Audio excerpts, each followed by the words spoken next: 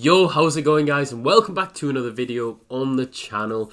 Today is just going to be a very simple video. In fact, it's just going to be something on my custom tactics. Now, I've done videos like this before, and sometimes I get messages in the stream saying what custom tactics you're running, this, that, and the other, what sort of instructions do you put on players. So I'm going to be explaining it all today. These were the custom tactics that helped me get last week 25-4 in the weekend league, and obviously I want to be pushing on achieving similar results this weekend. I'm going to be running the same custom tactics to hopefully get these new FUT birthday weekend league red player picks. That's what we'll be talking about today, guys. If you enjoy it, smash a like down below, subscribe for a lot more FIFA 20 content. Going to be dropping just a few tips, things like that, if you're trying to get 10, 18, 24, whatever your requirement is.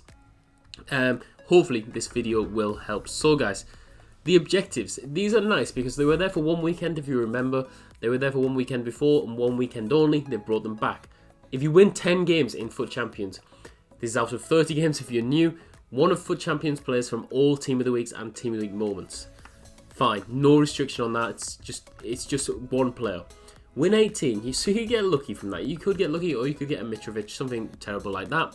This one, win 18, you get an 87 plus player, and this one you get an 88 plus player. So it's decent. It is decent, but 24, that is a hard requirement. It's very, very tough to get a high amount of wins like that, but hopefully a few of these tips can, again, help. So what you want to do is you want to just have your solid team. This is my team at the moment. We have Lothar Matthäus, normally have Bruno in, or we have Essien, or we have...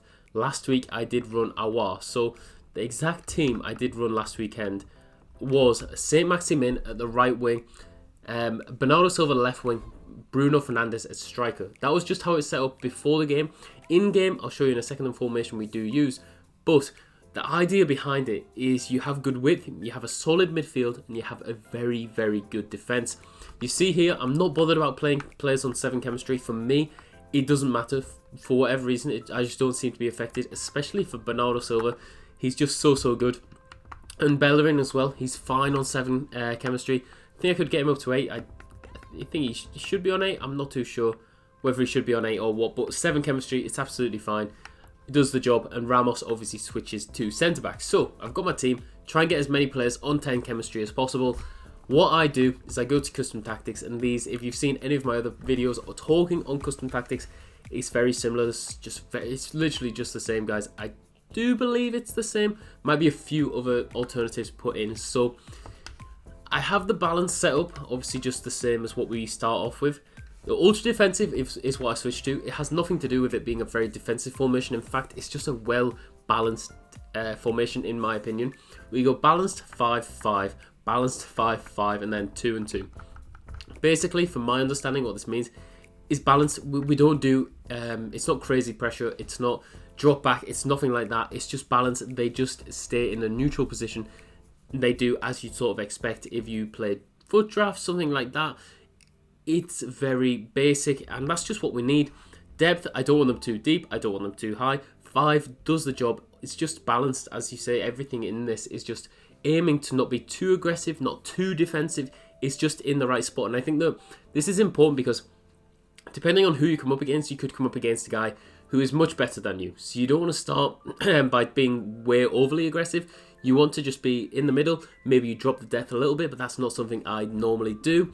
Offensive style. Offensive style, don't really touch this in game, but I will explain when we go to the attacking formations how I do switch this up. But for balance, we go for the offensive style, sorry, we go balanced. Don't touch any of these. 5 and 5. Don't want the width too great.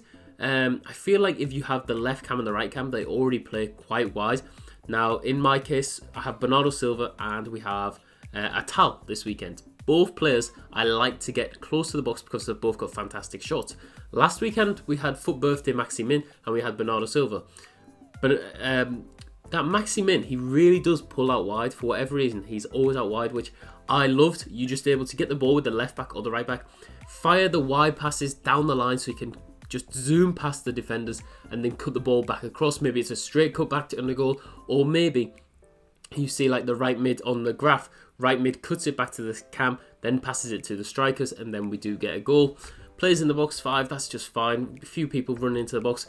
2 and 2 for the corners and free kicks. Don't want people overly committed, or we don't want anyone in the box. Corners are very important. They're basically like free goals, and I think they are really, really good.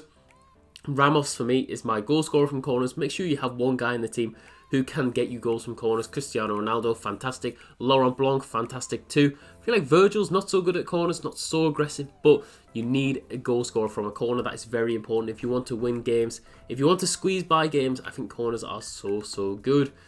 In game then, we go like this. We don't go like that. I don't know why it's changed. 4-2-3-1.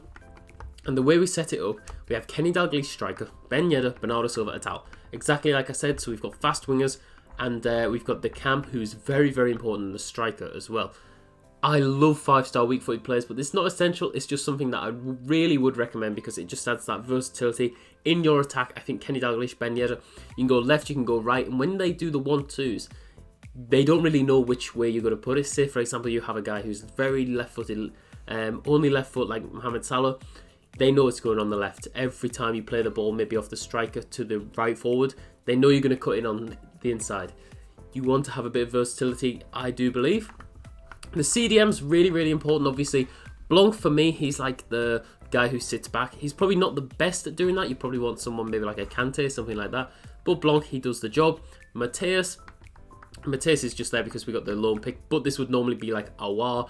Roberto Firmino, Scream Card, these are fantastic examples. Bruno Fernandes, not really such, but that Roberto Firmino, he's so good in this role because you'll see with the instructions, you want them box to box, whereas Blanc is more about the tackling. Fullbacks, very, very quick. I think that's very important. And the defence, you just need solid, quick centre-backs. Instructions are as follows. We go for the getting behind, basic on the striker, stay forward on the cam, everything else is balanced. I just like them to be the counter-attacking opportunity. So I get the ball with like Laurent Blanc, Mateus, ping it to Ben Yedder. He's already upfield. He can play it into one of the two cams. The only instruction I have on these wide guys is get in the box for the cross. Really, really good because if you cut it back from Bernardo Silva, Atal can be there and cut it back. He can shoot and score. Fullbacks stay back, and that is it, guys. So this is really important. Obviously, this is how I start off in-game, but there are a few adjustments that I do sometimes make in-game. If I am losing, I will go and actually change this up. So I will change these guys to join the attack for the fullbacks. If this is like a hell, if I just have to go for it, I'll go on that. I don't think, I didn't actually explain the CDM. Sorry, I missed out the CDMs. Cut passing lanes, stay back while stacking on Laurent Blanc. Cut passing lanes, cover centre on Mateus. Cover centre on both of them. Didn't mean to miss them out, sorry. That is the ultra defensive setup, cut passing lanes, just because I feel like it's quite good. You can manually grab the CDMs, especially if you have a guy like Kante. He just intercepts everything. But the attacking changes we do make, as I say, join the attack.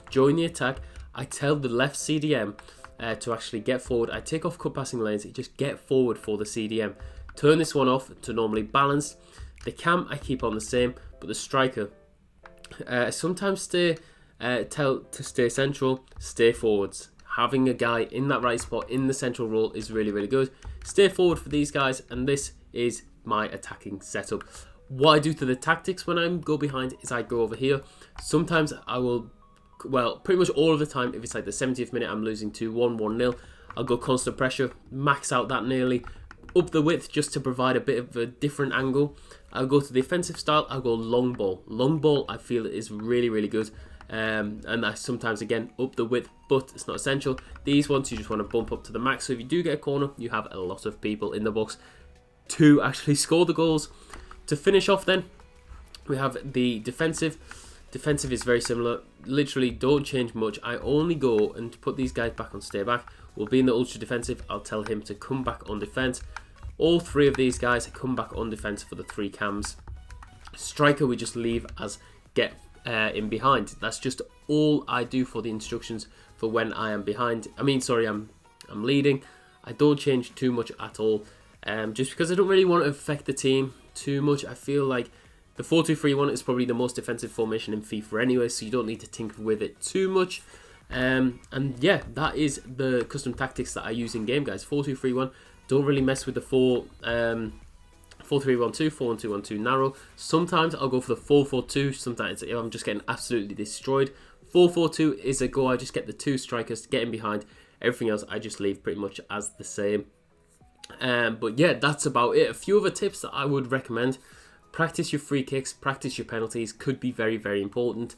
Take a big break between games. I think that is, well, say if you play 3 at a time, 4 at a time, however many it is, take a break. Try and play 10 every day as well. Try and get 10 games in every day, just so you don't have loads left on the Sunday. And as well, if you are getting frustrated, just step away. I got frustrated this morning. I got a red card with Hector Bellerin. Should never have lost that game, and that was just so frustrating. Currently 7-1 in the weekend league, so it's just frustrating to lose that game. But sometimes it's just the way it goes. So guys, I hope you enjoyed this video. Hopefully it helped. If it did, smash like down below. Subscribe for a lot more FIFA 20 content. We do have FUT Birthday Team 2 coming tonight. I should have a review on them cards coming very, very soon. I'll see you all tomorrow. Or tonight, I think. I'm not sure when I'm posting this. Hopefully, I think Friday, just so it helps you guys. Hopefully, over the weekend. Let me know if you did get anything cool in the FUT Champions Red Player picks on Twitter. That will be down in the description below. See you guys later.